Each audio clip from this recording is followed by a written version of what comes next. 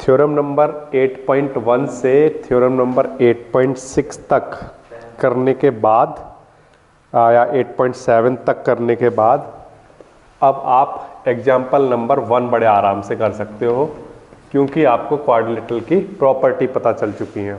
आपने different type के quadrilateral पढ़ लिए, रेक्टेंगल क्या होते हैं, स्क्वायर क्या होते हैं, पैरेललोग्राम की डेफिनेशन क्या है, ये सारा कुछ।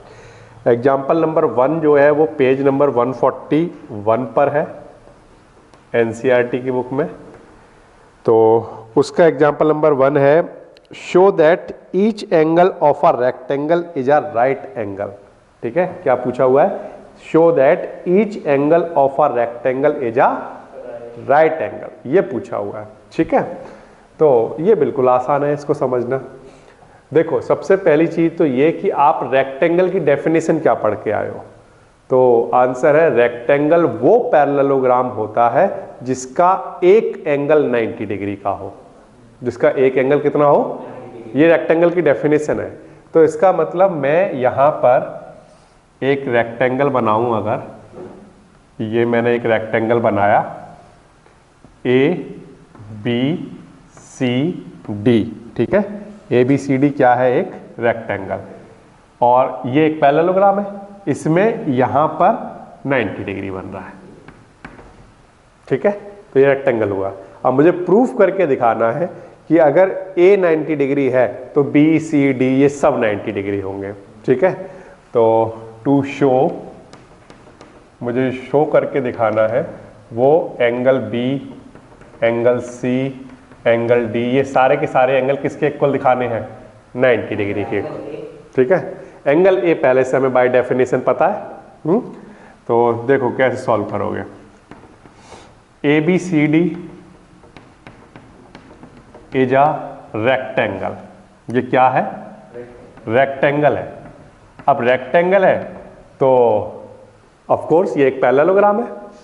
रेक्टेंगल कौन होता है? पैरेललोग्राम, जिसमें एक एंगल 90 होता है। अगर ये एक पैरेललोग्राम है तो इसका मतलब AD पैरेलल रहा होगा किसके? BC के। AD पैरेलल है BC के और AB एक ट्रांसवर्सल है। तो हम ये कह सकते हैं कि एंगल A और एंगल B ये दोनों क्या हैं? इंटीरियर एंगल, और इन दोनों का सम क्या होगा? 180 degree. Sum of interior angle on the same side of transversal. इस ट्रांसवर्सल की सेम साइड पर ये क्या है? Interior angle. ठीक है ना? तो क्योंकि ABCD एक रेक्टेंगल है, इस बात से आपको ये पता चला कि ABCD क्या है? एक पैरेललोग्राम। इस बात से आपको ये पता चला कि AD और CD ये आपस में, AD एंड BC ये आपस में कैसे रहे होंगे? बोलो, पैरेलल, पैरेलल रहे होंगे। और अगर AD और BC पैरेलल हैं तो इसका मतलब ये है कि एंगल A और एंगल B का सम कितना होना चाहिए? 180 डिग्री, जिनको आप कहोगे sum of interior angle of same side of transversal, same side of transversal, या इनको आप कोइंटीरियर एंगल भी कहते हो। अच्छा, अब एंगल A की वैल्यू कितनी है? 90 डिग्री। एंगल B हम जानना चाहते हैं, 90 उधर जाकर माइनस हो जाएगा, तो एंगल B की वैल्यू कितनी आ जाएगी? बोलो, 90 डिग्री। ये वाली बात क्लियर है? अच्छा, ABCD क्या है? एक पैरेललोग्राम। पैरेललोग्राम के अपोजिट एंगल आपस में कैसे होते हैं? इक्वल। अपोजिट एंगल कैसे होते हैं? इक्वल। तो अगर एंगल A 90 है तो एंगल C कितना होगा? 90 डिग्री। एंगल C इक्वल होगा एंगल A के। क्यों? क्योंकि ABCD एक रेक्टेंगल है। रेक्टेंगल क्या होता है? पैरेललोग्राम, और पैरेललोग्राम के अपोजिट एंगल क्या होते हैं? Equal. Opposite angles of parallelogram. तो ये जो प्रॉपर्टी है ये सब आप पढ़ चुके हो, तो इसलिए हमारे पास एंगल C की वैल्यू भी 90 डिग्री रही होगी। ये क्लियर है? अच्छा, आपने एंगल B कितना निकाल लिया? 90 डिग्री। अगर एंगल B 90 डिग्री है तो एंगल D कितना रहा होगा? 90 डिग्री। क्यों? क्योंकि ये क्या है? Opposite angle of parallelogram.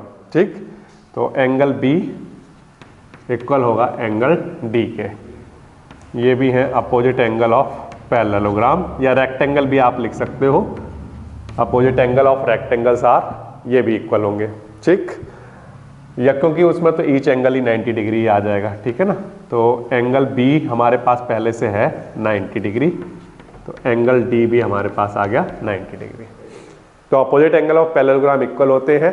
अब हमने यहाँ पर ये देख लिया कि रेक्टेंगल के चारों एंगल कितने के आ गए, 90 डिग्री के। तो अब रेक्टेंगल की हमारे पास ये प्रॉपर्टी बन गई कि रेक्टेंगल एक पैरेललोग्राम होता है जिसके चारों एंगल कितने के होते हैं, 90 डिग्री के। क्लियर है? इस तरह से इसको बड़े आसानी से प्रूव कर सकते हो। तो ये हो गया आपका एग्जाम्पल नंबर 1। कैसे किया देखो फिर से, ABCD एक रेक्टेंगल है, प्रूफ करके दिखाओ कि इसके सारे एंगल 90 डिग्री होते होंगे। हमने कहा क्योंकि आपने ये दे दिया हमें कि ये एक रेक्टेंगल है, तो बाय डेफिनेशन ये एक पैरेललोग्राम होगा और इसका एक एंगल 90 डिग्री होगा, ठीक। वो हमने यहाँ पर लिख दिया। अब ये अगर एक पैरेललोग्राम है तो इस एंगल और इस एंगल का सम 180 डिग्री होगा। तो वहां से सॉल्व करके हमारे पास B कितना आ गया, 90 डिग्री। अब अगर ये 90 डिग्री है तो ये 90 डिग्री हुआ, अपोजिट एंगल से आपस में इक्वल होंगे, और B 90 है तो D 90। तो इस तरह से हमने सारे एंगल 90 डिग्री प्रूव कर दिए।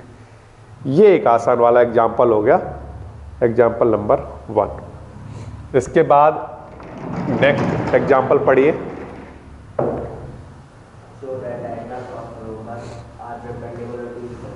हाँ, ये एक इंपॉर्टेंट वाला एग्जाम्पल है। देखिए एग्जाम्पल नंबर है 2 और पेज नंबर है बच्चों 142 NCERT की बुक में, जिसमें वो हमें बोला गया show that diagonal of rhombus are perpendicular to each other. अब हमने रोम्बस की प्रॉपर्टी तो पढ़ी है, उन्हीं को बस हमें अब प्रूफ करके दिखा देना है। हमको बोला गया है कि अगर यहाँ पर आपको एक रोम्बस दे दिया जाए, सपोज करो ये A B C D ये एक रोम्बस है, तो प्रूफ करके दिखाओ कि ये जो डायगोनल बनेंगे AC और ये जो डायगोनल बनेगा BD, ये एक दूसरे के साथ क्या बनाते होंगे, 90 डिग्री का एंगल। ये आपको शो करके दिखाना है, ठीक है। तो मैं यहाँ पर सबसे पहले तो नोट कर लेता हूँ मुझे शो क्या करना है। टू शो, ये O पर सपोज करो इंटरसेक्ट कर रहे हैं, ठीक है, AC और BD। तो मुझे ये शो करके दिखाना है कि ये जो एंगल है AOD,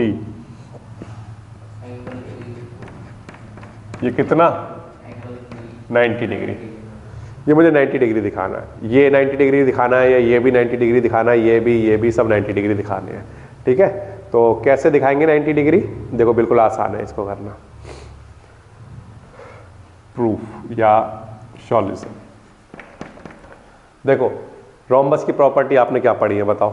रोम्बस एक पैरेललोग्राम होता है, ऐसा पैरेललोग्राम जिसकी ऑल साइड्स इक्वल होती हैं। रोम्बस में आपने ये पढ़ा था, रोम्बस की ऑल साइड्स इक्वल होती हैं। और क्या पढ़ा है आपने, रोम्बस के जो डायगोनल होते हैं वो एक दूसरे को क्या करते हैं, बाइसेक्ट।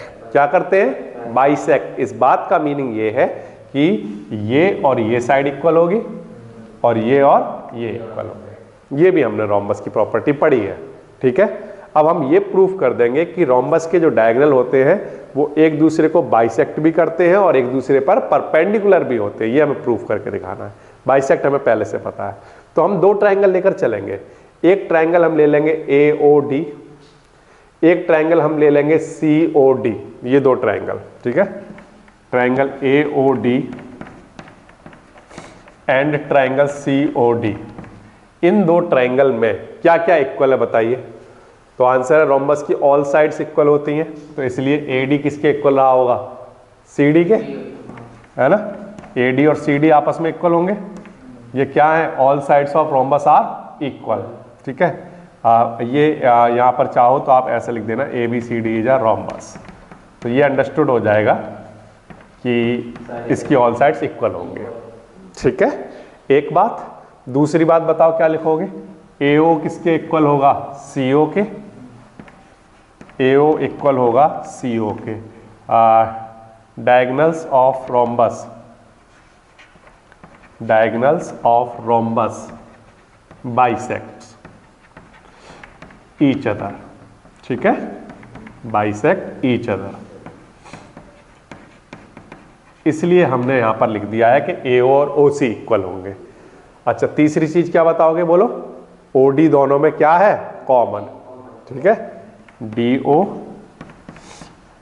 ये कॉमन है, ठीक। इन दोनों ट्रायंगल में हमने क्या क्या ले लिया बताओ, ये ले लिया इसके इक्वल, रोम्बस की साइड्स इक्वल होती है, रोम्बस के डायगोनल बाइसेक्ट करते हैं तो ये दोनों भी इक्वल हो गए, और ये क्या हो गया, कॉमन। तो ये दोनों ट्रायंगल क्या हो गए, कॉन्ग्रुएंट। कौन से रूल से, साइड साइड साइड, तीनों साइड लिए ना, साइड साइड साइड से।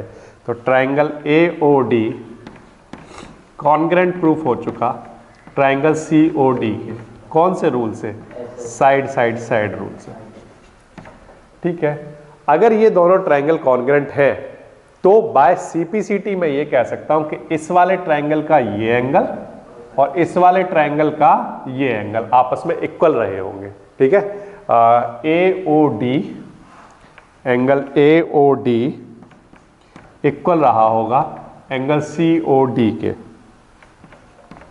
ये कैसा रहा होगा बच्चों, बाय CPCT, ये भी ठीक आ गया। बट ये हमें क्लियर दिखाई दे रहा है कि ये दोनों एंगल मिलकर क्या बना रहे हैं, लीनियर पेयर बना रहे हैं। तो angle AOD plus angle COD ये मिलकर 180 डिग्री बनाएंगे, क्योंकि ये है लीनियर पेयर।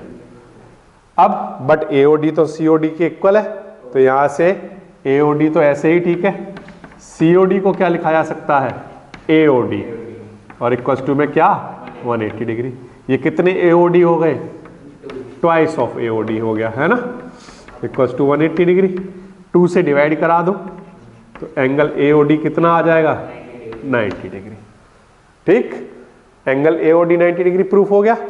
अगर AOD 90 डिग्री है तो AOD किसके इक्वल था, तो COD भी कितना हो गया, अगर ये 90 है तो ये भी, ये 90 है तो ये भी 90, सारे एंगल कितने हो गए। इसका मतलब ये है, यहां पर लिख देता हूं मैं, AOD 90 प्रूफ हो गया, COD भी 90 होगा, सिमिलरली ऑल एंगल्स वो सब 90 डिग्री होंगे। Therefore diagonals of rhombus bisect each other, bisect तो करते हैं, ये तो हमें पहले से पता था, ईच अदर, लेकिन कहां पर, एट राइट एंगल, कहां पर, एट राइट एंगल, ठीक है। तो आपको क्या करना है, एक रोम्बस बना लेना है ABCD, उस रोम्बस में ये दोनों ट्रायंगल कॉन्ग्रुएंट प्रूफ कर देने, ये बिल्कुल आसानी से कॉन्ग्रुएंट प्रूफ कर दोगे। ये दोनों साइड इक्वल है, ये कॉमन है, और बाइसेक्ट करते हैं इसलिए ये दोनों साइड इक्वल है, साइड साइड साइड से ये कॉन्ग्रुएंट हो जाएंगे। फिर बाय CPCT ये एंगल इसके इक्वल आ जाएगा। बट ये तो 90 डिग्री बना रहे हैं और इक्वल भी है, ये बट ये लीनियर पेयर बना रहे हैं और इक्वल भी है, तो इसका मतलब एक एंगल कितने का आ जाएगा, 90 डिग्री का। ये 90 डिग्री प्रूफ हो गया, ठीक है। इसी तरह से ये 90, ये 90, ये 90, सब 90 रहे होंगे। तो हम कह सकते हैं कि रोम्बस के डायगोनल एक दूसरे को बाइसेक्ट करते हैं, कहां पर, राइट एंगल पर, ठीक है। ये हो गया एग्जाम्पल नंबर 2। देखिए एग्जाम्पल नंबर 3, पेज नंबर है 142 NCERT की बुक में। ABC is an isosceles triangle in which AB equals to AC and AD bisects exterior of angle PAC and CD parallel to AB। Okay, एक figure given है, उसमें दिया हुआ है, figure को देखकर ये सब आंसर्स आपको करने हैं। तो बच्चों मैं सबसे पहले बनाता हूँ फिगर, यहाँ पर मुझे प्रूफ करके दिखाना है कि ये ABCD एक पैरेललोग्राम होगा, जबकि यहाँ पर कुछ क्वांटिटी पहले से गिवन है, जैसे कि AB और AC इक्वल है, और ये जो AD है ये इस कंप्लीट एंगल का बाइसेक्टर है। इसका मतलब ये एंगल और ये एंगल आपस में इक्वल है, ठीक है। ये हमें गिवन है, और हमें जो प्रूफ करके दिखाना है या शो करके दिखाना है वो क्या क्या क्वांटिटी है नोट कर लेते हैं। हमें शो करके दिखाना है, first angle DAC equal proof करके दिखाना है एंगल BCA के, एंड सेकंड ABCD प्रूफ करके दिखाना है कि ये एक पैरेललोग्राम है। ठीक है बच्चों, ये सारी क्वांटिटी आपको करनी है। तो बिल्कुल आसान वाला क्वेश्चन है। क्या क्या गिवन है?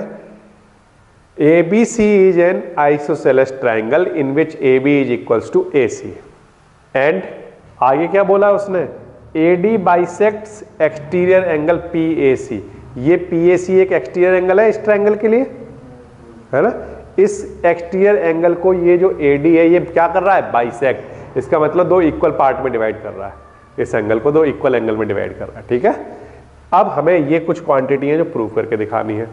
DAC इक्वल दिखाना है BCA के। DAC कहाँ है? DAC ये एंगल प्रूफ करके दिखाना है BCA के, BCA के इस एंगल के। हमें ये एंगल इस एंगल के इक्वल दिखाना है। ठीक है, दिखा देंगे बड़े आसानी से। देखो कैसे दिखाएंगे, सुनो बच्चों ध्यान से। सबसे पहली चीज तो ये कि ये जो ट्रायंगल है ABC, ये जो ट्रायंगल है ABC, इस ट्रायंगल में AB के ताऊ किसके इक्वल गिवन है? हमें AC के। इस ट्रायंगल ABC में AB AC के इक्वल गिवन है। अगर ये दोनों साइडें इक्वल हैं तो इनके सामने वाले अपोजिट एंगल भी इक्वल होंगे, है ना? इनके अपोजिट जो एंगल होंगे ये भी आपस में इक्वल होंगे। तो इस एंगल का नाम है ABC ऐसे, और इस एंगल का नाम है क्या नाम रखना है इस वाले एंगल का? BCA। ये आपस में इक्वल होंगे। ये हैं angles opposite to equal sides. यहां तक कोई प्रॉब्लम है क्या? कोई प्रॉब्लम नहीं भाई। इस ट्रायंगल में अगर ये साइड इक्वल है तो इनके अपोजिट एंगल इक्वल होंगे, बिल्कुल आसान है। अब इसके आगे की बात सुनो आप ध्यान से।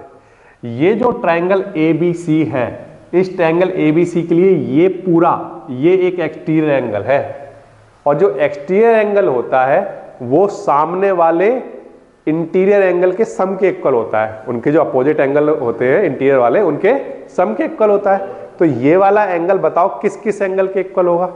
तो आंसर है इस एंगल और इस एंगल के सम के इक्वल। ये क्लियर है, कोई प्रॉब्लम नहीं इसमें, है ना? तो मैं यहां पर लिखता हूं कि एंगल कौन सा? PAC, एंगल PAC इक्वल होना चाहिए किसके? इस एंगल के ABC प्लस एंगल दिस, इसका नाम क्या? BCA। इसके इक्वल होना चाहिए। क्यों क्यों होना चाहिए इक्वल? क्योंकि ये क्या है बोलो? Exterior angle property, exterior angle property of triangle हमने पढ़ी थी ट्रायंगल चैप्टर में। ठीक है, अच्छा एंगल PAC ऐसे ही ठीक है। अच्छा अब मुझे एक बात बताइए आप ध्यान से, ये जो ABC है ये BCA के इक्वल है। ये दोनों एंगल आपस में कैसे हैं? इक्वल। तो अगर कहीं पर ABC लिखा हो उसे BCA लिखा जा सकता है? लिख सकते हैं। तो यहां पर लिख दिया BCA, और प्लस में क्या चल रहा था बोलो? BCA, और ये BCA और BCA मिलकर कितना हो गया? ट्वाइस ऑफ ये। ठीक है, अब ये जो DA है ये क्या कर रहा था? इस कंप्लीट एंगल को बाइसेक्ट कर रहा था। बाइसेक्ट कर रहा था मतलब ये दोनों एंगल आपस में कैसे हैं? इक्वल। या मैं ये कह सकता हूं कि एक बड़ा वाला एंगल इस छोटे वाले एंगल के ट्वाइस के इक्वल है ना? क्योंकि ये DA क्या कर रहा है? इसको बाइसेक्ट कर रहा है, तो ये कंप्लीट एंगल इस छोटे वाले एंगल का क्या होगा? ट्वाइस। इसका भी ट्वाइस होगा, ऑल्सो इसका भी ट्वाइस होगा, या मैं दोनों में से किसी का ट्वाइस लिख सकता हूं। तो एंगल PAC ट्वाइस है किसका बोलो? एंगल, इस एंगल का क्या नाम लिखोगे बोलो? क्या लिखना है? DAC। ठीक है, तो PAC को हम क्या लिख रहे हैं? एंगल, ये है ट्वाइस ऑफ एंगल कौन सा? DAC। ये वाली बात समझ में आनी चाहिए। क्लियर हुई या नहीं हुई? DA क्या कर रहा है? इस एंगल को बाइसेक्ट। अगर बाइसेक्ट कर रहा है तो यानी कंप्लीट एंगल इस एंगल का ट्वाइस होगा, इसका भी ट्वाइस होगा, इसका भी ट्वाइस होगा, दोनों में से किसी का भी लिख सकते हैं। तो मैंने जहां पर PAC लिखा था वहां पर इस एंगल का ट्वाइस लिख दिया उसे। ठीक, अच्छा इधर हमारे पास 2BC है, चल ही रहा था, इस 2 से ये 2 कैंसिल, तो क्या आ जाएगा DAC किसके इक्वल, एंगल BC है। ये पहला पार्ट प्रूफ हो जाएगा। ठीक, अब आप मुझे ध्यान से देखकर एक बात बताओ, यहां पर ये वाला जो एंगल है और ये वाला जो एंगल है, ये आपको जाने पहचाने से एंगल नहीं लग रहे, कैसे एंगल लग रहे हैं देखने में, अल्टरनेट इंटीरियर एंगल। ये दोनों एंगल कैसे लग रहे हैं देखने में, और ये आपस में कैसे हैं, इक्वल। अगर ये इक्वल भी हैं और ये अल्टरनेट इंटीरियर एंगल है, इस बात का मतलब ये हो गया कि AD पैरेलल रहा होगा किसके, BC के। और अगर AD पैरेलल है BC के, है ना, समझ में आ रही बात है, अगर AD BC के पैरेलल है तो आप क्या कहोगे कि ये क्या बन जाएगा, एक पैरेललोग्राम। ABCD क्या बन जाएगा, एक पैरेललोग्राम। तो यहां पर हमें पहले तो ये लिखना होगा, but these are alternate interior angle, these are alternate interior angle, therefore AD is parallel to BC। ठीक है, क्या आ गया, AD is parallel to BC। And also question में हमें क्या गिवन था, पढ़ो, कि CD पैरेलल है AB के, CD पैरेलल है किसके, AB के। हमने प्रूफ क्या कर दिया कि AD किसके पैरेलल है, BC के। और क्वेश्चन में क्या गिवन है बताओ हमें, क्वेश्चन में हमें ये गिवन है कि आप लाइन को पढ़ो, CD parallel to AB, CD और AB पैरेलल है। यहां पर लिख देता हूं, CD पैरेलल है AB के, ये हमें क्वेश्चन में गिवन है। अब आप मुझे पैरेललोग्राम की डेफिनेशन बताओ, क्या पढ़ी है इस चैप्टर में। पैरेललोग्राम वो क्वाड्रिलेटरल होता है जिसकी अपोजिट साइड्स क्या होती है, पैरेलल, है ना। तो इस क्वाड्रिलेटरल ABCD की, क्योंकि अपोजिट साइड्स पैरेलल है, इसलिए हम कहेंगे कि ये ABCD क्या है, एक parallelogram. Therefore ABCD is a parallelogram. ठीक, एक बार फिर से देखिए, ये ABC क्या है, एक isosceles triangle in which AB is equals to AC। अगर AB और AC इक्वल है तो इसके सामने वाले ये दोनों एंगल आपस में इक्वल होंगे। नंबर एक बात हो गई। फिर हमने ये कहा कि ये एक एक्सटीरियर एंगल है तो ये इंटीरियर एंगल के सम के इक्वल होगा। इस ट्रायंगल के लिए ये एक एक्सटीरियर एंगल है तो ये सामने वाले दोनों इंटीरियर एंगल के सम के इक्वल होगा। ठीक, बट हमने कहा कि क्योंकि ये दोनों एंगल आपस में इक्वल है तो अगर कहीं पर ABC लिखा हो तो उसे क्या लिख दिया जाएगा, BC। एंड ऑल्सो DA एक बाइसेक्टर है, एंगल बाइसेक्टर है, इसलिए इस कंप्लीट एंगल को इतने एंगल का क्या लिखा जा सकता है, ट्वाइस। तो यहां पर 2 से 2 कैंसिल हो गया था, ये दोनों एंगल इक्वल आ गए। कौन से एंगल बताओ, ये एंगल और ये एंगल इक्वल आ गए। बट ये दोनों कैसे एंगल है बोलो, अल्टरनेट इंटीरियर एंगल। इस बात का मतलब तो ये हुआ कि ये वाली साइड पैरेलल रही होगी इस साइड के। अब ये साइड पैरेलल आ गई और ये पहले से पैरेलल दे रखी है क्वेश्चन में, तो इसका मतलब ABCD क्या रहा होगा, एक पैरेलल होगा। इस तरह से हो जाएगा एग्जाम्पल नंबर 3। देखिए एग्जाम्पल नंबर है 4, पेज नंबर है 143। इस क्वेश्चन में हमें 2 लाइनें गिवन है। पहली लाइन है ये L और दूसरी लाइन है ये M। ये जो L लाइन है और ये जो M लाइन है ये एक दूसरे के पैरेलल है। सबसे पहली चीज तो हमें ये गिवन है, नंबर 1। नंबर 2 चीज ये कि यहाँ पर ये जो लाइनें खींची गई हैं CD या BC या AB या AD, ये चारों ही क्या है, एंगल बाइसेक्टर। क्या है, एंगल बाइसेक्टर। इस बात का मतलब ये है कि अगर यहाँ पर कोई एक एंगल बन रहा है तो ये CD एंगल बाइसेक्टर है। इस बात का मतलब कि ये दोनों एंगल आपस में कैसे हैं, इक्वल। क्लियर है ये वाली बात, ये हमें गिवन है। अब वो ये कह रहा है कि यहाँ पर जो एंगल बाइसेक्टर ये जो आपने बनाए हैं, इन सारे एंगल बाइसेक्टर से मिलकर यहाँ पर जो ये क्वाड्रिलेटरल बना है, इस क्वाड्रिलेटरल को प्रूव करके दिखाओ कि ये एक रेक्टेंगल है। ये क्या है? एक रेक्टेंगल। हमें प्रूव करके दिखाना है कि ABCD ये जो क्वाड्रिलेटरल बना है ये एक रेक्टेंगल है, ये हमें प्रूव करना है। तो सबसे पहले तो हमें जो प्रूव करना है वो मैं लिख लेता हूं, ABCD इज अ रेक्टेंगल। ठीक है, प्रूफ करना बिल्कुल आसान है। देखिए कैसे करेंगे, ध्यान दो। सबसे पहली चीज तो बच्चों ये कि आपको ये बात पता है कि L और M लाइन कैसी हैं? पैरेलल। सबसे पहली बात तो आपको ये पता है, क्लियर है?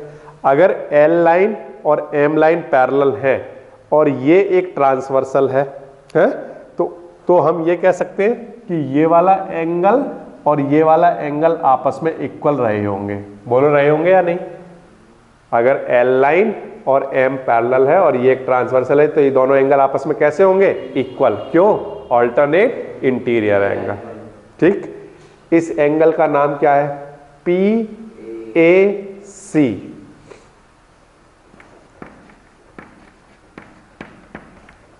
इस एंगल का नाम क्या है? एंगल ACR, या आप चाहो तो इधर से पढ़ सकते हो RCA, वो कुछ भी पढ़ सकते हो। ठीक है, ACR ये वाला एंगल, एंगल PAC इक्वल होगा किसके? एंगल ACR के। ये क्या है बोलो? Alternate interior angle. यहां तक कोई प्रॉब्लम है क्या? कोई प्रॉब्लम नहीं। ठीक, अब आप एक बात बताओ कि अगर ये दोनों एंगल अगर इक्वल हैं तो इनके हाफ भी आपस में इक्वल होंगे? होंगे या नहीं होंगे? तो मैंने दोनों साइड अपनी तरफ से हाफ से मल्टीप्लाई करा दिया, अपनी तरफ से। क्या कर दिया? दोनों साइड अपनी तरफ से हाफ से मल्टीप्लाई करा दिया। ठीक, अब हाफ ऑफ PAC किसको लिख सकते हैं बताओ? इस एंगल का हाफ कौन सा एंगल होगा? तो आंसर है कि क्योंकि ये एक एंगल बाइसेक्टर है तो ये दोनों एंगल आपस में इक्वल होंगे। तो इसमें से ये वाला एंगल भी इस कंप्लीट का हाफ है और ये अंदर वाला ये वाला इतना एंगल भी इस कंप्लीट का हाफ है ना? तो मैंने कहीं पर हाफ ऑफ PAC लिखा हुआ था, उसको मैं ये एंगल लिख सकता हूं। इस एंगल का क्या नाम है? BAC। BAC। तो हाफ ऑफ PAC को मैंने लिख दिया BAC। ये वाली बात बिल्कुल क्लियर होनी चाहिए। मैंने क्यों लिखा है ऐसा? क्योंकि AB क्या है? एक एंगल बाइसेक्टर। किस एंगल का? इस कंप्लीट एंगल का। इस कंप्लीट एंगल का नाम क्या है? PAC। PAC का क्योंकि ये बाइसेक्टर है इसलिए मैं कह सकता हूं कि PAC का हाफ रहा होगा ये वाला एंगल, है ना? तो कहीं पर हाफ ऑफ PAC लिखा हो, ये एंगल नाम दे दिया हमने। इस एंगल का नाम क्या रखा? BAC। क्लियर? वही सेम चीज इधर भी तो रिपीट हो रही होगी, है ना? ये क्योंकि ये CD क्या है? Angle bisector. इस एंगल का एंगल बाइसेक्टर है तो ये अंदर वाला एंगल इसका हाफ रहा होगा, है ना? इस एंगल का नाम क्या है? ACD। ये एंगल किसके इक्वल होगा? Half of this complete angle, है ना? तो कहीं पर हाफ ऑफ ACR लिखा हो उसे इतना एंगल लिखा जा सकता है। इस एंगल का नाम है ACD। ठीक, अब इस बात का मतलब आप ये कह रहे हो कि हमने कौन कौन से एंगल इक्वल लेकर आ गए? BAC यानी ये एंगल, ये वाला एंगल और ACD यानी कि ये वाला एंगल। ये दोनों एंगल हम कैसे ला चुके हैं? इक्वल। बट ये कैसे एंगल दिखाई दे रहे हैं बताओ आपको? Alternate interior angle. अगर ये दोनों एंगल इक्वल हैं बट ऑल्टरनेट इंटीरियर एंगल है ये, इसका मतलब कौन सी लाइन किसके पैरेलल रही होगी? AB पैरेलल रहा होगा किसके? CD के। AB और CD पैरेलल रहे होंगे और ये ट्रांसवर्सल रहा होगा, तभी ये दोनों एंगल आपस में इक्वल रहे होंगे, है ना? तो इसका मतलब हम क्या कहेंगे? क्योंकि हमने ये प्रूफ कर दिया कि ये एंगल और ये एंगल आपस में इक्वल हैं, बट ये तो अल्टरनेट इंटीरियर एंगल है, but these are alternate interior angle. Therefore हम कह सकते हैं कि AB पैरेलल रहा होगा किसके? CD के। ठीक, इस क्वाड्रिलेटरल को आपको क्या प्रूफ करना है बताओ? रेक्टेंगल। रेक्टेंगल प्रूफ करने के लिए क्या प्रूफ करना पड़ेगा? पहले पैरेललोग्राम। क्या प्रूफ करना पड़ेगा? और क्या प्रूफ करना पड़ेगा? एक एंगल 90 डिग्री दिखाना पड़ेगा, तभी तो वो रेक्टेंगल कहलाएगा। तो पहले तो पैरेललोग्राम प्रूफ करना है। पैरेललोग्राम प्रूफ करने के लिए हम अपोजिट साइड्स पैरेलल प्रूफ कर चुके। जैसे हमने ये प्रूफ किए हैं, सिमिलरली हम ये वाली साइड भी पैरेलल प्रूफ कर सकते हैं। कैसे करते? जब हमने इधर वाली बातें की तो ये दोनों साइड पैरेलल आ गई। अगर हम इधर वाली बातें करते तो ये वाली साइड पैरेलल आती या नहीं आती? कैसे? ये वाला एंगल और ये एंगल इक्वल होंगे। क्यों होंगे? क्योंकि L और M पैरेलल है, तो ये दोनों एंगल क्या होंगे? Alternate interior angle. अगर ये दोनों एंगल इक्वल हैं तो इनके हाफ भी आपस में इक्वल होंगे। तो इसका हाफ कितना एंगल? ये एंगल। और इसका हाफ कितना एंगल? ये एंगल। ये दोनों आपस में कैसे आ जाते? इक्वल। बट ये तो कैसे एंगल है? Alternate interior angle. तो फिर कौन सी लाइनें पैरेलल आती? ये और ये लाइनें पैरेलल हो जाती। ठीक है, हम कहते क्योंकि ये वाला एंगल इसके इक्वल आ गया है, इसलिए ये लाइन और ये लाइन पैरेलल रही होंगी। तो अगर आप इधर वाला लेकर चलते हो इसके इक्वल, तो ये लाइनें पैरेलल आ जाती है। अगर इधर वाला लेकर चलते तो ये लाइनें पैरेलल आ जाती है। तो हम इस पूरे प्रोसीजर को दोबारा ना लिखकर हम क्या लिखेंगे? Similarly. Similarly we can prove what? क्या प्रूफ कर सकते हैं? BC किसके पैरेलल है? AD के। अब बताओ, इस क्वाड्रिलेटरल में ये लाइन इसके पैरेलल है, ये लाइन इसके पैरेलल प्रूफ की जा सकती है।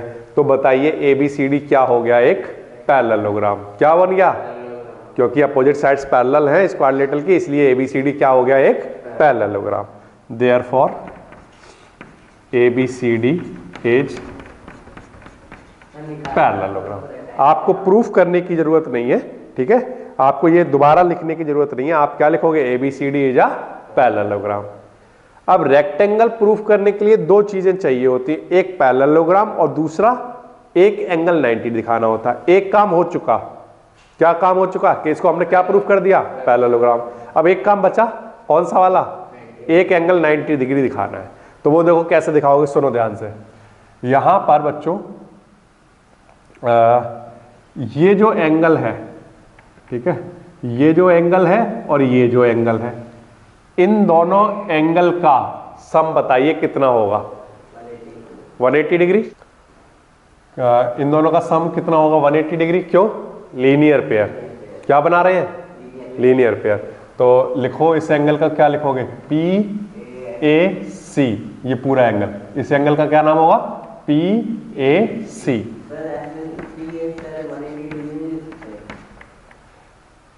प्लस इस एंगल का नाम बताओ क्या होगा? यहां से लिख लो CAS, ऐसा लिख दो, ठीक है, एंगल CAS। इनका सम कितना? ये दोनों क्या है? क्या बना रहे हैं मिलकर? Linear pair. अब आप मुझे एक बात बताओ, ये जो PAC, ये जो कंप्लीट एंगल है, इसका हाफ लिखा जा सकता है इस एंगल को? क्यों? क्योंकि ये AB क्या है? Angle bisector. तो इसलिए इस एंगल को क्या कर सकते हैं? इसका हाफ लिख सकते हैं, है ना। तो यहां पर या इसका उल्टा कि हम क्या कहेंगे कि PAC, ये जो कंप्लीट एंगल है, वो इतने एंगल का क्या है? ट्वाइस। इतने एंगल का क्या है?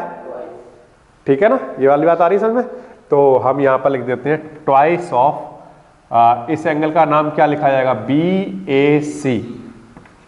एक बार फिर से, ये जो कंप्लीट एंगल है, इसका हाफ ये एंगल होगा, या इसको दूसरी तरीके से भी बोला जाता है कि इस एंगल को हम क्या, ये जो कंप्लीट एंगल है, इसको हम इतने एंगल का क्या लिख सकते हैं? ट्वाइस। या तो हम ये कहें कि ये वाला एंगल इस कंप्लीट का क्या है? हाफ, या हम ये कहें कि इस कंप्लीट एंगल को इतने एंगल का क्या लिखा जा सकता है? ट्वाइस। ठीक है, वो एक ही बातें होंगी, है ना। अच्छा, ऐसे ही ये जो कंप्लीट एंगल है, इतने एंगल का क्या होगा? ट्वाइस। ठीक है, अगर इस एंगल की बात हो रही होती तो हम क्या लिखते? बोलो। इस एंगल को हम इस एंगल का टोटल का क्या लिख सकते हैं? हाफ। ये वाली बात क्लियर रखना, ठीक है।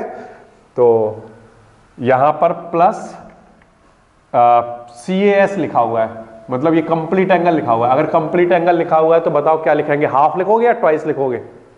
ट्वाइस। अगर कंप्लीट एंगल लिखा हुआ है तो इसका क्या लिखोगे? ट्वाइस, क्योंकि ये कंप्लीट एंगल इसका क्या रहा होगा? Twice. Twice of this angle. इस एंगल का नाम क्या है? DAC। और इक्वल्स टू में क्या? 180 डिग्री। इसमें कुछ कंफ्यूज नहीं होना। देखो अगर बच्चों कहीं पर BAC लिख रहा होता है ऐसे है, अब अगर आपको इसको टोटल एंगल के टर्म में लिखना होता तो बताओ ऐसे क्या लिखते? हाफ लिखते या ट्वाइस ऑफ टोटल एंगल लिखते? बताओ, बोलो। ये BAC कौन सा एंगल है? BAC ये इतना एंगल है, इसको हम क्या लिखते हैं टोटल एंगल के टर्म में? बोलो। हाफ है, ये क्या है? हाफ। BAC क्या होगा? हाफ ऑफ दिस एंगल, है ना? ये छोटा वाला एंगल इसका हाफ ही तो है टोटल का, तो इसे क्या लिखोगे? Half of BAC। यही तो लिखोगे। ये छोटा वाला एंगल क्या है? इस टोटल एंगल का क्या? हाफ, है ना? और अगर PAC को लिखना होगा तो क्या लिखोगे? बोलो। ट्वाइस। ये वाला जो 2 है ये यहां से कहां आ जाएगा? यहां पर। तो इसका मतलब अगर कहीं PAC लिखा हो तो उसे क्या लिख सकते हैं? Twice of BAC। ये बात ध्यान रखना, है ना? और कहीं पर हाफ ऑफ PAC लिखा हो उसे क्या लिख सकते हैं? BAC। जैसे हमने यहां यूज किया था, हाफ ऑफ PAC को हमने क्या लिख दिया था? अगर सिर्फ PAC लिखा हो तो बताओ क्या लिखा जाएगा? ट्वाइस ऑफ BAC, है ना? वो जो 2 है, जो यहाँ वाला 2 वो इधर आ जाएगा। समझ में आ गई बात? अच्छा, अब इन दोनों में से क्या कॉमन आ रहा है? 2। तो BAC प्लस DAC और इक्वल्स टू में क्या? 180 डिग्री। ठीक, 2 से डिवाइड करा दो, तो 2 से डिवाइड कराओगे तो बताओ इधर कितना आ जाएगा? बोलो। 90 डिग्री। अच्छा, BAC और DAC ये मिलकर कौन सा एंगल बना रहे हैं? बताओ। BAC ये वाला एंगल, देखो BAC ये वाला एंगल और DAC ये वाला एंगल, DAC ये एंगल और BAC ये एंगल, ये दोनों एंगल ऐड होके कौन सा एंगल बना रहे हैं? बोलो। Angle A। Total angle A बना रहे हैं दोनों, तो यहां पर क्या लिख देता हूं? Angle A। ठीक, तो 2 से डिवाइड करा दिया तो उधर 90 आ गया, और इन दोनों एंगल को अगर हम ऐड करते हैं तो टोटल एंगल आ जाता है एंगल A, है ना? तो एंगल A कितना प्रूफ हो गया? और ABCD पहले से क्या था? पैरेललोग्राम। पैरेललोग्राम है और एक एंगल 90 डिग्री प्रूफ हो गया। इस बात का मतलब ये है कि ABCD क्या है? एक rectangle. ABCD is a rectangle. ठीक, इस तरह से। एक बार फिर से सुनो ध्यान से पूरा क्वेश्चन।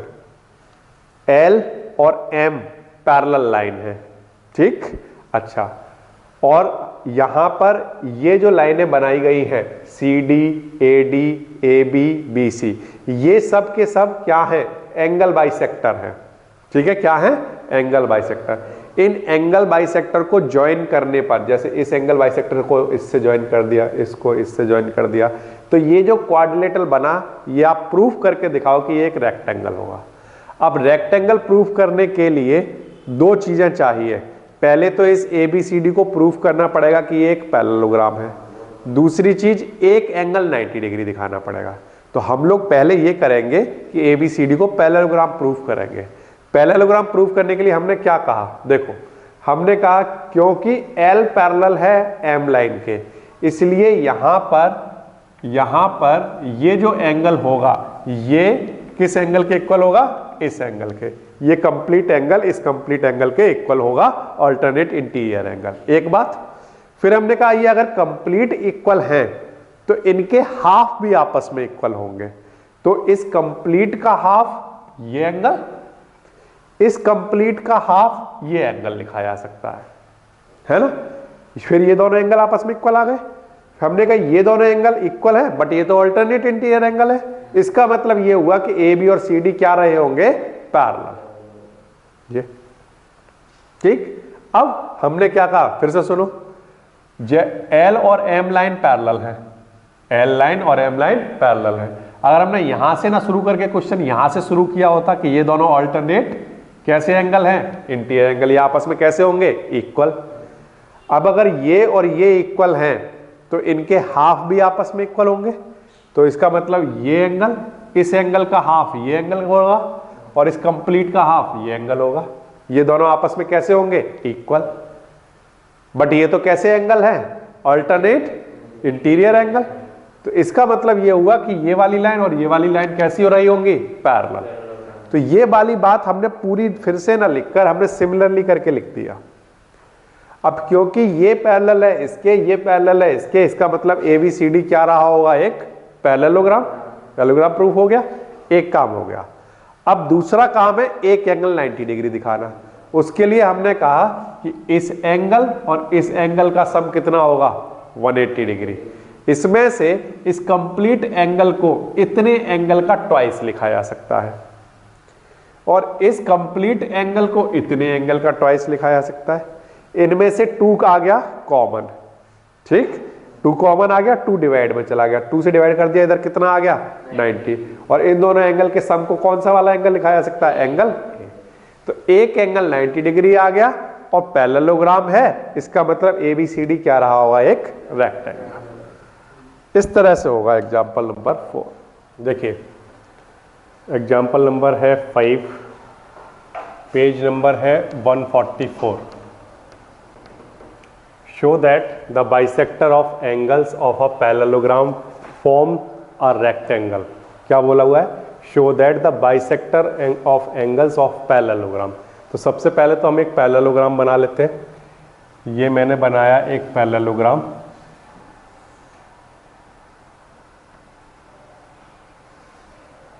ठीक है, इस पैरेललोग्राम का नाम है ABCD। इस पैरेललोग्राम के एंगल्स के बाइसेक्टर से हमें एक क्वाड्रिलेटरल बनाना है जिसको क्या हम प्रूफ करेंगे? रेक्टेंगल। तो इसके पास कितने एंगल हैं पैरेललोग्राम के पास? 4। उन 4 एंगल के बाइसेक्टर बना रहा हूं। ठीक है, देखो ध्यान से, एक इस एंगल A का बाइसेक्टर ये मैंने बनाया, फिर इस एंगल B का मैंने बाइसेक्टर बनाया ये, और ये दोनों बाइसेक्टर A और B के बाइसेक्टर किसी पॉइंट P पर जाकर इंटरसेक्ट कर रहे हैं, ये पॉइंट। ठीक, इसी तरह से मैं लेकर आया D का बाइसेक्टर, ओके, और C का बाइसेक्टर, ये किसी पॉइंट Q पर एक दूसरे को बाइसेक्टर इंटरसेक्ट कर रहे हैं। तो यहां पर क्या बन के तैयार हो गया? ये एक कोई क्वाड्रिलेटरल बन के तैयार हो गया। इसका कुछ यहां पर नाम रख देते हैं, सपोज करो S, और यहां पर नाम रख देते हैं R। तो हमें प्रूफ करके दिखाना होगा कि ये PQSR ये जो है ये क्या है? एक रेक्टेंगल। ये प्रूफ करके दिखाना है हमें। ठीक है, ये जो टर्म है ये PSQR, ये जो क्वाड्रिलेटरल आया है, ये क्वाड्रिलेटरल आया कैसे? जब हमने एंगल A और एंगल B के बाइसेक्टर को लेकर आए तो वो यहाँ पर P पर इंटरसेक्ट कर रहे थे, और D और C का बाइसेक्टर यहाँ पर Q पर इंटरसेक्ट कर रहे थे। तो यहाँ पर एक क्वाड्रिलेटरल बन के तैयार हुआ। तो ये प्रूफ करके दिखाओ कि ये एक रेक्टेंगल है। तो ये समझ आ गया हमें करके क्या दिखाना है? टू शो, हमें शो करके ये दिखाना है कि ये जो PSQR बना है, PSQR ये क्या है? एक रेक्टेंगल। ठीक है, अच्छा, सॉल्यूशन इसका बिल्कुल आसान है। देखो सुनो ध्यान से कैसे करोगे। सबसे पहली चीज तो ये कि ये जो ABCD बनाया गया है ये क्या है? एक पैरेललोग्राम। क्या है? पैरेललोग्राम है। ये वाली बात ध्यान रखोगे, ठीक है। और साथ में ये ध्यान रखना कि ये जो लाइनें खींची गई हैं ये सब क्या हैं? Angle bisector. इस बात का मतलब ये हो गया कि अगर यहाँ पर मैं कोई एक एंगल बनाता हूँ, है ना, तो ये क्योंकि एंगल बाइसेक्टर है तो इसलिए ये दोनों एंगल आपस में इक्वल होंगे। ठीक, ऐसे ही यहाँ पर अगर कोई एंगल बनाता हूँ तो क्योंकि ये एंगल बाइसेक्टर है तो ये दोनों एंगल आपस में इक्वल होंगे। ऐसे ही ये एंगल बाइसेक्टर है इसलिए यहाँ पर जो एंगल बनेंगे ये आपस में इक्वल होंगे। सिमिलरली यहाँ पर जो एंगल बनेंगे ये भी आपस में इक्वल होंगे क्योंकि ये एंगल बाइसेक्टर है। ठीक, अच्छा, अब एक बात सुनिए ध्यान से। यहाँ पर ये जो एंगल है, इतना एंगल, इस एंगल का नाम है DAS। ठीक है, इस एंगल का क्या नाम है? DAS, angle DAS। ये हाफ एंगल है। किसका? एंगल A का क्या है? ये हाफ। इस कंप्लीट का ये क्या है? हाफ पार्ट है। तो मैंने ये लिख दिया वहां पे। सिमिलरली इस वाले एंगल की बात करो, देखो ध्यान से, ADS ये वाला एंगल, ए डी एस, ये एंगल किसका हाफ है बताओ? एंगल डी का हाफ है। तो यहां पर मैंने लिखा ए डी एस, ये हाफ है एंगल डी का। ठीक है, इन दोनों को ऐड करा लो आप। ये सपोज करो आपके पास फर्स्ट इक्वेशन है, ये सपोज करो आपके पास सेकंड इक्वेशन है, इनको ऐड करा लो। Add first and second. ठीक है, ऐड करने पर देखो क्या होगा, angle D A S plus angle A D S, ये आ जाएगा। इधर क्या आएगा बोलो? 1/2 angle A plus 1/2 angle D, ये आ जाएगा। अच्छा, इन दोनों में से क्या कॉमन आ रहा है? हाफ। तो क्या बचेगा? Angle A plus angle D. अब मुझे एक बात बताइए कि ABCD क्या है? एक पैरेललोग्राम। अगर ABCD एक पैरेललोग्राम है तो एंगल A और एंगल D का सम बताइए कितना होना चाहिए? 180 डिग्री। क्या होना चाहिए? ये दोनों क्या है? कोइंटीरियर एंगल, तो इनका जो सम होगा वो कितना होगा? 180 डिग्री, है ना। These are the interior angle on the same side of transversal.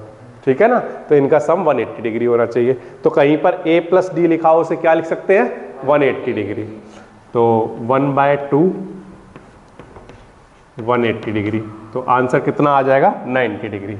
तो angle DAS plus angle ADS, ये हमने किसके इक्वल प्रूफ कर दिया बताओ? 90 डिग्री के इक्वल। इसमें कोई प्रॉब्लम है क्या? नहीं। हमने इतना एंगल और इतना एंगल, इन दोनों का सम 90 डिग्री प्रूफ कर दिया।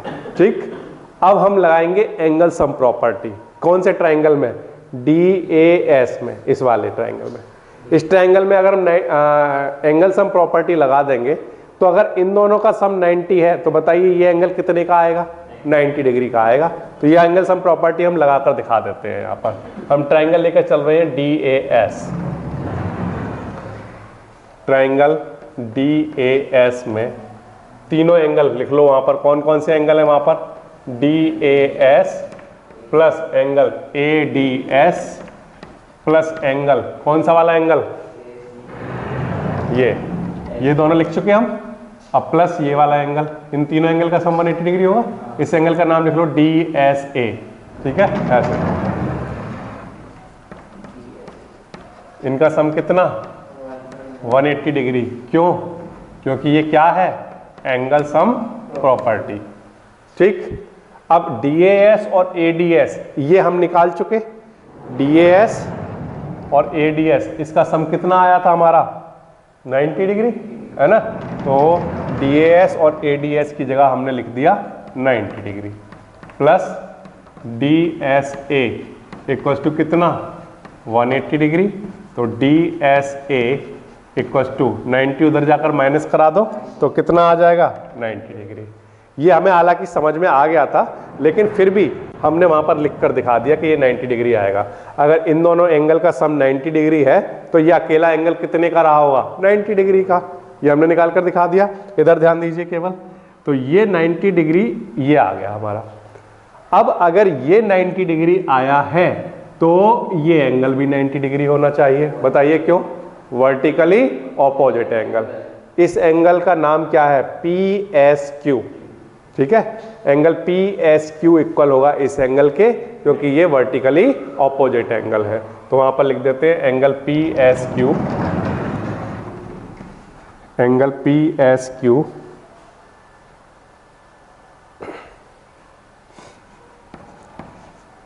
इक्वल है एंगल DSA के, क्योंकि ये है वर्टिकली अपोजिट एंगल। इसलिए एंगल PSQ का आंसर कितना आ गया? 90 डिग्री। ठीक, तो हमने ये प्रूफ कर दिया कि यहाँ पर ये जो एंगल बन रहा है ये एंगल 90 डिग्री है। अब आप मुझे एक बात बताइए कि हमने जो क्वेश्चन किया उसमें हमने क्या किया? उसमें हमने सबसे पहली चीज ये की कि हमने इतने एंगल को हाफ लिखा। किसका? एंगल A का। इस एंगल को हमने क्या लिखा? Half of angle D। फिर हमने इन दोनों को क्या कर दिया? ऐड करके जब हमने सॉल्व कर रहे थे हमारे पास, तो कहीं पर क्या आ गया था? A plus D. Angle complete angle A और D, इन दोनों का सम कितना होना चाहिए? 180 डिग्री, क्योंकि ABCD एक पैरेललोग्राम है तो एडजेसेंट एंगल का सम 180 डिग्री होगा। ये लिख दिया हमने। अच्छा, अब यहां से सॉल्व करके हमारे पास इन दोनों एंगल का सम कितना निकल कर आ गया था, 90 डिग्री। फिर जब हमने एंगल सम प्रॉपर्टी लगाई तो ये एंगल कितना आ गया, 90 डिग्री। फिर वर्टिकली अपोजिट से ये एंगल कितना आ गया, 90 डिग्री। जो काम बच्चों हमने इन दोनों एंगल A और D के लिए किया, क्या यही काम हम C और B के लिए नहीं कर सकते? कर सकते हैं। इसी तरह से हम ये कह सकते हैं कि ये वाला एंगल B का हाफ है, ये एंगल C का हाफ है ना। फिर इन दोनों को ऐड कराओ, ऐड कराकर फिर क्या होगा, एंगल C और एंगल B के सम को आप 180 डिग्री लिख पा रहे होगे। फिर ऐसे जब आप सॉल्व करोगे तो इन दोनों का सम कितना आ गया होगा, बोलो 90 डिग्री। उससे फिर जब एंगल सम प्रॉपर्टी लगाओगे तो ये एंगल कितना आएगा, 90 डिग्री। फिर वर्टिकली अपोजिट से ये 90 डिग्री। ये वाली बात आ रही है समझ में? तो सिमिलरली ये एंगल 90 डिग्री आ गया। जो काम हम इन दोनों में कर रहे हैं, क्या इन दोनों में नहीं कर सकते हैं? कर सकते हैं भाई। इसको हम लिख सकते हैं हाफ ऑफ एंगल डी, इसको लिख देंगे हाफ ऑफ एंगल सी, है ना। फिर डी और सी का सम 180 डिग्री का होगा, तो उससे इन दोनों का सम कितना आ जाएगा, 90 डिग्री। ये 90 डिग्री होगा तो कौन सा एंगल 90 डिग्री, ये दोनों अगर 90 डिग्री आ गए तो ये एंगल कितना आ जाएगा, बोलो 90 डिग्री। एंगल सम प्रॉपर्टी से इस वाले ट्रायंगल में 90 डिग्री आ जाएगा। ऐसे ही अगर हम ये वाला ट्रायंगल लेकर चलते हैं तो इसमें कहेंगे इस एंगल को हाफ ऑफ एंगल है, इसको क्या कहेंगे, हाफ ऑफ एंगल बी। फिर जब हम सॉल्व करेंगे उन दोनों को ऐड करेंगे तो इन दोनों का सम कितना आ गया होगा, है ना। एंगल ए और एंगल बी 180 डिग्री होगा तो उसका हाफ कितना आ रहा होगा, 90 डिग्री। तो अगर इन दोनों एंगल का सम 90 डिग्री आ गया तो फिर एंगल सम प्रॉपर्टी जब इस ट्रायंगल में लगाओगे तो ये 90 आ जाएगा। तो ये 90 डिग्री, ये 90 डिग्री, ये 90 डिग्री, ये चारों एंगल क्या प्रूफ किए जा सकते हैं, 90 डिग्री, जैसा मैंने आपको बताया। लेकिन इतना बड़ा हम सब कुछ नहीं करके देंगे। हमने कहा कि जैसे ये 90 डिग्री हमने प्रूफ किया वैसे ही ये वाला एंगल भी क्या आ जाएगा। फिर एंगल सम प्रॉपर्टी लगाकर सिमिलरली जैसे ये सब किया था ऐसे ये 90 और ये 90 भी आ जाएगा। ठीक है, सिमिलरली करके लिख देते हैं इसको। ठीक है, तो सिमिलरली कौन कौन से एंगल का नाम है, नाम बताते जाओ मुझे। एस क्यू आर ये 90 डिग्री आ जाएगा, और क्यू आर पी ये 90 डिग्री आ जाएगा, और एस पी आर ये भी 90 डिग्री आ जाएगा। ठीक है, तो यहाँ सिमिलरली करके लिख देते हैं। कौन कौन से एंगल है, नाम बताइए मुझे देखकर। S Q are, Q R P, और कोई भी नाम दे सकते हो आप, इधर से पढ़ो या उधर से पढ़ो, एस पी आर। ठीक है, एस पी आर, ये सब कितना आ गया, 90 डिग्री। ठीक है, अब मुझे एक बात बताओ कि ये चारों एंगल 90 डिग्री प्रूफ हो गए तो क्या इसको रेक्टेंगल कह सकते हैं आप? सोचो, कोई भी एक क्वाड्रिलेटरल, कोई भी क्वाड्रिलेटरल जिसके चारों एंगल 90 डिग्री हो, क्या उसे रेक्टेंगल कहा जा सकता है? हमने क्या पढ़ा है, रेक्टेंगल होने के लिए क्या क्या होना चाहिए, पैरेललोग्राम, और एक एंगल 90 होगा मतलब चारों एंगल 90 डिग्री हो जाएंगे। तो रेक्टेंगल की कंडीशन हमने ये पढ़ी है कि वो पैरेललोग्राम होना चाहिए और एंगल 90 डिग्री के होने चाहिए। अब यहां पर ये ऐसा कोऑर्डिनेटल है जिसके चारों एंगल 90 डिग्री प्रूफ हो गए, तो क्या ये ऑल्सो पैरेललोग्राम भी प्रूफ हो गया? सोचो, तो आंसर हाँ। अगर कभी भी चारों एंगल 90 डिग्री हो गए तो वो ऑल्सो पैरेललोग्राम भी होगा। कैसे? ये बाय कन्वर्स होगा। बाय कन्वर्स का क्या मीनिंग है कि अगर ये एंगल और ये एंगल आपस में इक्वल है तो ये कैसे एंगल है, अपोजिट एंगल। कैसे एंगल है, और ये आपस में कैसे हैं, इक्वल। तो ये तो हमने थ्योरम पढ़ी है कि अगर किसी क्वाड्रिलेटरल के अपोजिट एंगल्स आपस में इक्वल हो तो वो क्वाड्रिलेटरल क्या कहलाएगा, पैरेललोग्राम। ये आपको थ्योरम बताई थी। मैं आपको थ्योरम नंबर भी बताता हूं कि किस थ्योरम में आपने ये वाला टर्म पढ़ा था। In a quadrilateral, theorem number है 8.5 एनसीईआरटी की। If in a quadrilateral each pair of opposite angles is equal then it is a parallelogram. किसी क्वाड्रिलेटरल के अगर अपोजिट एंगल अगर इक्वल हो गए तो इसका मतलब वो क्या होगा, पैरेललोग्राम। तो इस बात का तो मतलब ये हो गया कि पी क्यू आर एस एक पैरेललोग्राम है और चारों एंगल कितने के हैं, 90 डिग्री के। तो इसका मतलब पी क्यू आर एस क्या है, एक रेक्टेंगल। क्या है, एक रेक्टेंगल। ठीक है, तो हमें यहाँ पर ये वाली बात लिख भी देनी चाहिए जिससे आपको याद रहे कि because opposite angles are equal, ये मैं आपको याद रखने के लिए लिख दे रहा हूं, आप एग्जाम में इसको लिखो या ना लिखो कोई फर्क नहीं पड़ेगा। Because opposite angles are equal equals therefore P क्या नाम है, पी एस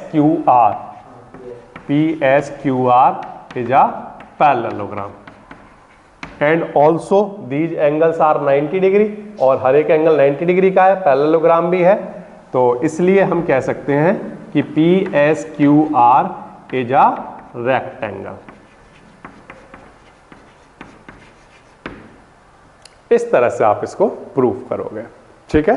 तो सबसे पहले फिर से जब ये क्वेश्चन आएगा तो सिर्फ ये स्टेटमेंट लिखा होगा, ये फिगर नहीं बना होगा, ठीक। क्या लिखा होगा वहां पर, show that bisector of angles of parallelogram form a rectangle. तो क्या करोगे, सबसे पहले एक पैरेललोग्राम बनाओगे, उस पैरेललोग्राम के यहां पर एंगल बाइसेक्टर बनाओगे ऐसे, तो यहां पर एक क्वाड्रेटल फॉर्म हो जाएगा, उसे प्रूफ करके दिखाओ कि वो एक रेक्टेंगल है। तो इसके लिए आप क्या करोगे, सबसे पहले इस एंगल को एंगल ए का हाफ, इस एंगल को एंगल डी का हाफ, ये लिख लोगे यहाँ पर, फिर इनको ऐड करा दोगे, ऐड कराकर जब इधर आओगे तो हाफ दोनों में से कॉमन आएगा, फिर एंगल ए और एंगल डी, हम जानते हैं इनकम्प्लीट एंगल का सम कितना होना चाहिए, 180 डिग्री, ये एडजेसेंट एंगल है ना, और इनको 2 से डिवाइड करा दोगे तो 90, तो इन दोनों एंगल का सम कितना आ जाएगा 90, फिर एंगल सम प्रॉपर्टी लगाओगे तो ये 90 डिग्री आ जाएगा, ठीक। फिर वर्टिकली अपोजिट से ये 90 आएगा, फिर सिमिलरली करके ये सब 90 डिग्री लिख दोगे, और फिर कहोगे क्योंकि अपोजिट एंगल्स आपस में इक्वल हैं इसलिए एक पैरेललोग्राम हुआ, पैरेललोग्राम है 90 डिग्री है इसलिए ये क्या है, एक रेक्टेंगल, ठीक है। इस तरह से होगा एग्जांपल नंबर 5। देखिए थ्योरम नंबर है 8.8 पेज नंबर 145 पर, जो हमने स्टार्टिंग में ही प्रूफ कर ली थी। अ quadrilateral is a parallelogram if a pair of opposite sides is equal and parallel. किसी भी क्वाड्रिलेटरल के अगर अपोजिट साइड्स इक्वल हो और पैरेलल हो तो वो क्वाड्रिलेटरल क्या कहलाएगा, पैरेललोग्राम, ठीक। ये थ्योरम हमने पढ़ी है, उसी थ्योरम को हम अप्लाई करेंगे इस एग्जाम्पल में। ये है एग्जाम्पल नंबर 6 पेज नंबर 145 पर। इसमें हमारे सामने यहाँ पर एक ABCD क्या गिवन है, एक पैरेललोग्राम क्या गिवन है, ABCD एक पैरेललोग्राम है। इस ABCD पैरेललोग्राम में P मिड पॉइंट है AB का, Q मिड पॉइंट है CD का, ठीक। तो हमें प्रूफ करके दिखाना है कि APCQ एक पैरेललोग्राम होगा और DBPQ एक पैरेललोग्राम होगा और PQRS एक पैरेललोग्राम होगा। ये सारी चीजें हमें प्रूफ करके दिखानी है। तो देखिए कैसे करेंगे, ध्यान दीजिए। सबसे पहली चीज सॉल्यूशन में फर्स्ट पॉइंट APCQ, आपको दिखाई दे रहा है APCQ कहीं पर, APCQ ये आपको क्लियर दिखाई दे रहा है। हमें इसको पैरेललोग्राम प्रूफ करना है। इसको पैरेललोग्राम प्रूफ करने के लिए हमें क्या प्रूफ करना पड़ेगा बताइए, हमें ये प्रूफ करना होगा जो हमने थ्योरम नंबर 8.8 में पढ़ा है कि अगर हम किसी भी तरह से इसकी अपोजिट साइड्स इक्वल और पैरेलल प्रूफ कर दें, कोई भी अपोजिट साइड इक्वल और पैरेलल प्रूफ कर दें तो हम क्या कह देंगे, ये क्या है, एक पैरेललोग्राम, ठीक। तो हम वो कैसे करेंगे, देखिए सुनिए ध्यान से। ABCD बताइए सबसे पहले क्या है, एक पैरेललोग्राम, ये गिवन है क्वेश्चन में। अगर ABCD एक पैरेललोग्राम है तो AB किसके इक्वल होना चाहिए बताओ, DC के। तो AB इक्वल होना चाहिए DC के, ये होगा। और अगर ABCD एक पैरेललोग्राम है तो AB DC के इक्वल भी है और इसका मतलब क्या है, पैरेलल भी है, पैरेललोग्राम है ना, तो AB DC के पैरेलल भी तो होगा। तो AB ऑल्सो पैरेलल होगा किसके, DC के। एक बात, इसमें कोई प्रॉब्लम है क्या, नहीं। अब मैंने कहा कि AB का भी हाफ कर देता हूं और DC का भी हाफ कर देता हूं, अपनी तरफ से मैंने हाफ कर दिया, दोनों साइड कर सकते हैं। AB के हाफ को हम AP लिख सकते हैं क्या, तो आंसर है हाँ लिख सकते हैं, क्योंकि क्वेश्चन में गिवन है P क्या है, मिड पॉइंट। P क्या है, मिड पॉइंट। इसका मतलब ये है कि AP जो है वो AB का क्या है, हाफ पार्ट है ना। तो AB के हाफ को हम क्या लिख देंगे, AP। ठीक, अच्छा DC, क्योंकि Q मिड पॉइंट है DC का, इसलिए DC के हाफ पार्ट को हम क्या लिख सकते हैं, QC है ना। QC क्या है, हाफ ऑफ DC। तो DC के हाफ को हम क्या लिख देंगे, QC। ये बात समझ आ गई। ठीक, अब यहां से देखो AP हमारा इक्वल आ गया किसके, QC के। ठीक है, अब एक चीज और समझो, अगर AB वाली लाइन पैरेलल है DC वाली लाइन के, तो क्या AB का ये वाला पार्ट DC के इस वाले पार्ट के पैरेलल नहीं होगा, होगा, क्योंकि ये एक, क्योंकि ए कंप्लीट लाइन इस कंप्लीट लाइन के पैरेलल है, तो इस वाले लाइन के पार्ट इस वाले लाइन के पार्ट के पैरेलल होने चाहिए। तो अगर AB पैरेलल है DC के, तो AP पैरेलल होगा QC के। तो अगर AB पैरेलल है DC के, तो हम कह सकते हैं कि AP पैरेलल होगा DC के। अब QC लिखना चाहिए मुझे, क्या लिखना चाहिए, QC। ठीक है, अब देखो ध्यान से, AP किसके इक्वल है, QC के, और AP किसके पैरेलल है, QC के। तो थ्योरम नंबर 8.8 क्या कहता है कि अगर अपोजिट साइड्स किसी भी क्वाड्रिलेटरल की इक्वल भी हो और पैरेलल भी हो, तो वो क्या बना देता है, एक पैरेललोग्राम। तो वो क्या बनाता है, एक पैरेललोग्राम। इसलिए हम कहेंगे कि APCQ क्या है, एक parallelogram. Therefore APCQ is a parallelogram. ठीक है, तो थ्योरम नंबर 8.8 में जो आपने नई बात सीखी है वो ये कि अगर हमारे पास कोई एक क्वाड्रिलेटरल है APCQ, अगर हमें इसको पैरेललोग्राम कहना है तो हमें क्या करना पड़ेगा बताइए, हमें करना पड़ेगा इसकी अपोजिट साइड्स को इक्वल एंड ऑल्सो क्या दिखाना पड़ेगा, पैरेलल। तो अगर कोई एक पेयर अपोजिट साइड्स का इक्वल और पैरेलल हो गया तो हम कह देंगे ये क्वाड्रिलेटरल क्या है, एक पैरेललोग्राम। अब हमने कैसे कहा इसको, हमने कहा ABCD पैरेललोग्राम है, तो AB और CD इक्वल रहे होंगे एंड ऑल्सो पैरेलल रहे होंगे, ये लिखा हमने। फिर हमने इनको दोनों साइड हाफ से मल्टीप्लाई करा दिया। हाफ, अब AB का जो हाफ है उसको क्या लिख सकते हो आप, AP, और DC के हाफ को QC, ये लिख दिया। हमने कहा अगर AB पैरेलल है DC के, तो AB का ये पार्ट और DC का ये पार्ट भी आपस में कैसे होंगे, पैरेलल। अब ये आपस में इक्वल भी है और पैरेलल भी है, तो ये क्या होगा, एक पैरेललोग्राम। थ्योरम नंबर 8.8 से। ठीक, एक काम हो गया।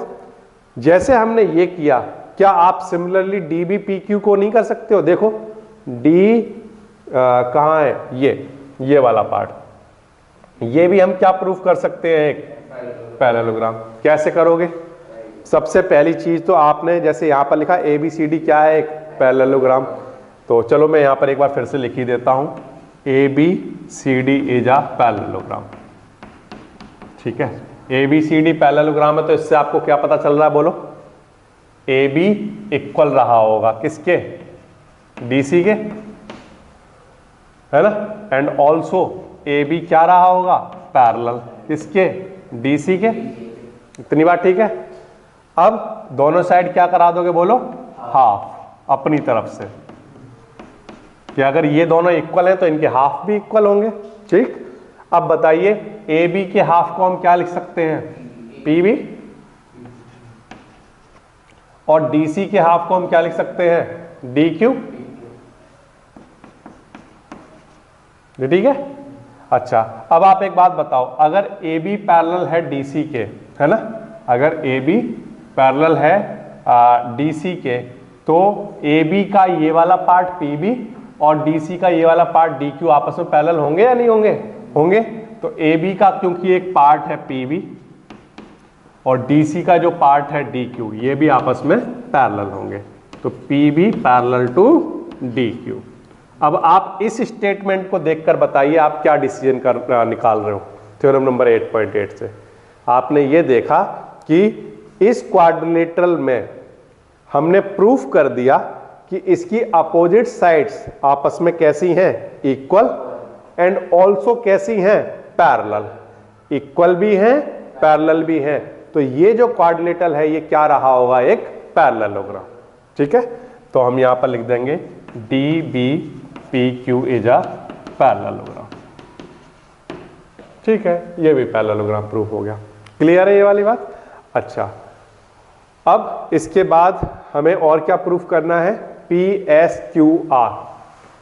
PSQR ये पैरेललोग्राम दिखाना है। ये पैरेललोग्राम होगा या नहीं होगा? पैरेललोग्राम की आप एक डेफिनेशन पढ़कर आए हो पहले से। कौन सी डेफिनेशन? कि अगर किसी क्वाड्रिलेटरल की अपोजिट साइड्स पैरेलल हो, अपोजिट साइड्स पैरेलल हो, तो उस क्वाड्रिलेटरल को क्या कहा जाएगा, पैरेललोग्राम। अब आप एक बात बताओ, जब आपने ये वाला क्वाड्रिलेटरल पैरेललोग्राम प्रूफ किया था, ये क्या प्रूफ कर दिया था आपने, पैरेललोग्राम। तो अगर ये पैरेललोग्राम है तो बच्चों ध्यान से देखते हैं ना, अगर ये पैरेललोग्राम है तो इस पैरेललोग्राम की ये वाली साइड और ये वाली साइड कैसी होंगी, पैरेलल। पैरेलल। अगर ये साइड और ये साइड पैरेलल है तो इस वाली साइड का ये वाला पार्ट और इस वाली साइड का ये वाला पार्ट आपस में क्या रहे होंगे, पैरेलल। कैसे रहे होंगे, होनी चाहिए। क्लियर है ये वाली बात? क्योंकि ये पूरी लाइन पैरेलल है तो इस वाली लाइन का ये पार्ट और इस वाली लाइन का ये पार्ट आपस में कैसे होंगे, पैरेलल। एक बात। अच्छा, अब दूसरी बात सुनो, हमने ये भी तो प्रूफ किया था कि ये एक पैरेललोग्राम है अभी, है ना। ये भी तो हमने प्रूफ कर दिया कि ये क्या है, एक पैरेललोग्राम। अगर ये एक पैरेललोग्राम है तो इसकी ये लाइन और ये लाइन क्या होंगी, पैरेलल होंगी। अगर ये लाइन और ये लाइन पैरेलल है तो इस लाइन का ये वाला पार्ट और इस वाली लाइन का ये वाला पार्ट भी आपस में कैसे होंगे, पैरेलल। अब आप ध्यान से देखो कि इस क्वाड्रिलेटरल PQRS में ये लाइन इसके पैरेलल है, ये लाइन इसके पैरेलल है, तो अपोजिट साइड्स क्योंकि पैरेलल है तो by the definition of parallelogram ये क्वाड्रिलेटरल क्या कहलाएगा, पैरेललोग्राम, क्योंकि अपोजिट साइड्स क्या हैं, पैरेलल। तो यही बात अब आपको यहां पर लिख देनी है, क्योंकि ये APCQ एक पैरेललोग्राम प्रूफ हो चुका था, तो इससे ये प्रूफ हो गया था कि AQ और PC क्या है, पैरेलल। यहां पर आप लिख दीजिए इस तरह से, चलो मैं यहां पर लिख देता हूं यहां पर, क्योंकि प्रूफ हो गया था APCQ इज पैरेललोग्राम। इस बात का मीनिंग ये हुआ, क्या मीनिंग हुआ बोलो, कि AQ और PC आपस में कैसे होंगे, पैरेलल। AQ पैरेलल होगा PC के। इससे आप बताओ क्या रिजल्ट निकाल पाए, कि अगर AQ और PC पैरेलल है तो AQ का कौन सा पार्ट, QS, और PC का कौन सा पार्ट, PR, ये आपस में पैरेलल होंगे। तो यहां से QS पैरेलल होगा PR के। ये एक रिजल्ट निकाल दिया हमने। अब फिर से लिखो DBPQ इज पैरेललोग्राम, ये भी हमने प्रूफ किया है। कौन सा वाला पार्ट, ये एक पैरेललोग्राम है। अगर ये एक पैरेललोग्राम है तो DP पैरेलल रहा होगा किसके, BQ के, है ना। DP पैरेलल रहा होगा BQ के। अब बताइए, अगर DP पैरेलल है BQ के तो DP का कौन सा पार्ट, SP, और BQ का कौन सा पार्ट, QR, ये आपस में कैसे होंगे, parallel. SP parallel to QR, ये आ गया। ठीक, अब इन दोनों रिजल्ट से कि QS, इसको कुछ नाम दे देना, चलो मैंने इसको नाम दे दिया अभी के लिए कुछ फर्स्ट, ये सेकंड, है ना।